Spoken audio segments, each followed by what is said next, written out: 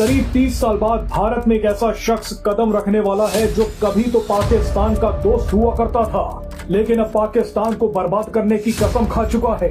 पाकिस्तान ने पूरी कोशिश की कि ये शख्स भारत ना आ पाए, लेकिन भारत संयुक्त राष्ट्र सुरक्षा परिषद से इस शख्स को भारत बुलाने की इजाजत ले आया। पहली बार तालिबान का एक बड़ा नेता भारत में कदम रखेगा, और वो भी ऐसे समय जब अमेरिका और पाकिस्तान मिलकर अफगानिस्तान पर हमले का प्लान बना रहे हैं।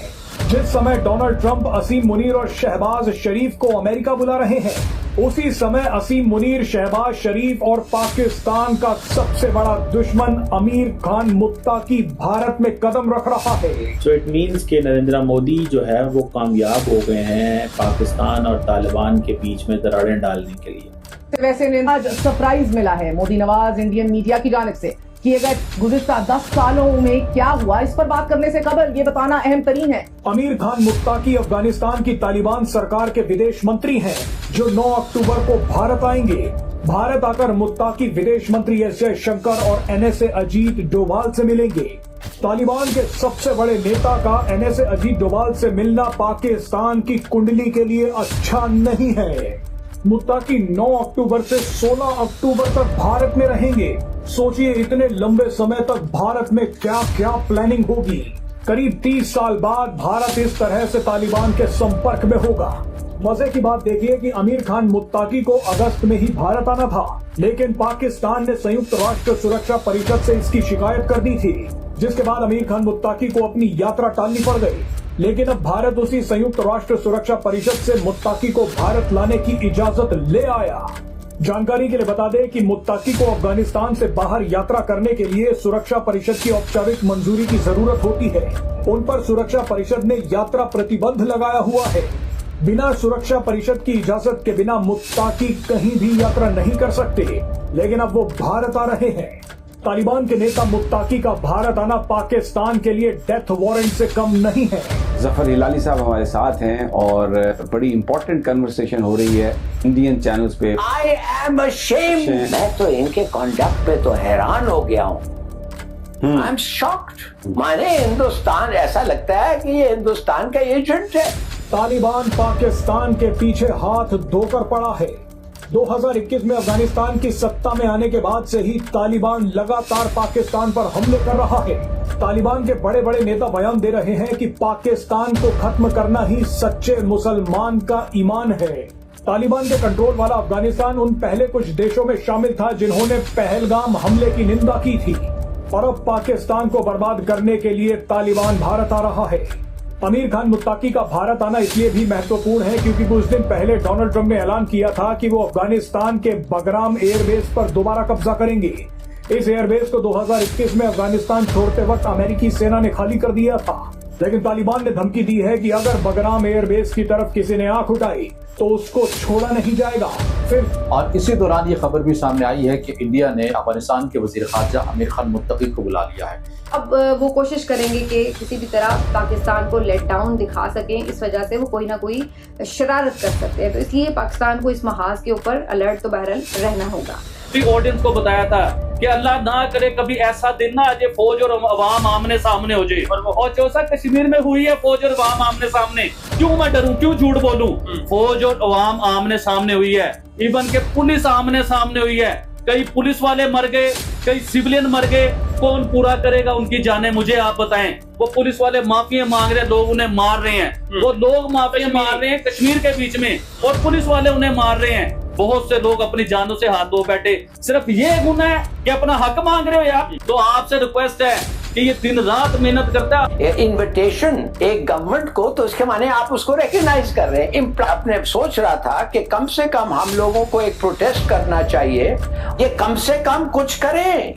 अच्छा, आई थिंक अनफॉरगिवेबल। राइट, हम कह रहे हैं बुलाओ तालिबान को और रिकॉग्नाइज करो। तीसरा, हम दे रहे जो इमदाद तुम दे सकते हो तो उनको, अगर हम इनको अकोमोडेट कर सके तो करना चाहिए। अब ऐसे अगर हमारे रिलेशंस इस इस बुनियाद से बिल्डअप हो तो ये बहुत सारे अटैक्स और दूसरे किस्म की जो गलत चीजें हो रही थी, may be they will stop. आते हैं लाहौर में पढ़ने के लिए, कराची में पढ़ने के लिए, इस्लामाबाद में पढ़ने के लिए। क्या कश्मीर पाकिस्तान में नहीं? वैसे आप कहते हो शार आ गया कश्मीर, हमारी धड़कने हैं कश्मीर।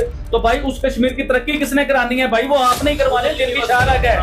अब देखें, हिंदुस्तान कहता है ना अगर कश्मीर हमारा अटूट अंग है, तो भाई मेरे उन्होंने यूनिवर्सिटियां बनाई कश्मीर में, बड़े बड़े ब्रिज बनाए कश्मीर में, बड़े बड़े ब्रांड लेके आए कश्मीर में, बड़े बड़े सड़कें बनाई कश्मीर में। उधर 4G चल पड़ा हुआ है, इधर उधर सॉरी 5G चल पड़ा हुआ है, हम 4G में फंसे हुए हैं। इंडिया साइड के एक मिनिस्टर है राजनाथ सिंह, आपने नाम सुना होगा उनका।